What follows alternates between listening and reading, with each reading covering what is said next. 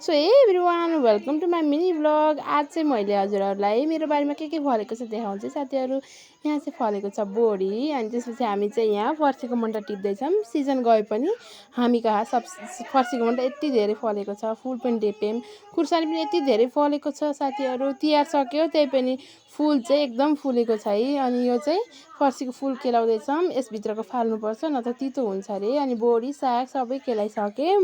अनि त्यसपछि अब यहाँ हेर्नु न झिलिमिली कति रमाइलो है तिहारको। अब तिहार पनि सकिन थाल्यो साथीहरू।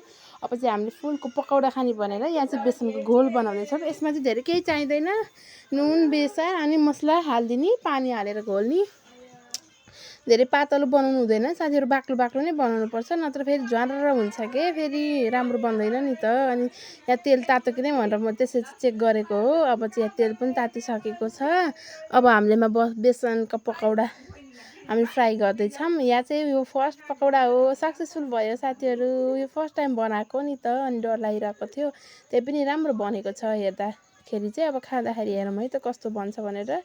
पकौडा पनि रेडी भयो। अब चाहिँ म यहाँ तरकारी बनाउँछु, अनि त्यसपछि सब्जीहरू बनाएपछि हामीले चाहिँ पकौडा पनि टेस्ट गर्छौँ, चटनी पनि बनायौँ, सबैलाई टेस्ट गरायौँ। एकदम मिठो मिठो मिठो भन्नुभयो अनि दामी भएको थियो। मैले पनि ट्राई गरेँ, छोरीले पनि ट्राई गरिन्, भान्जीलाई पनि मिठो लागेर। थ्याङ्क्स फर वाचिङ साथीहरू, बाई बाई।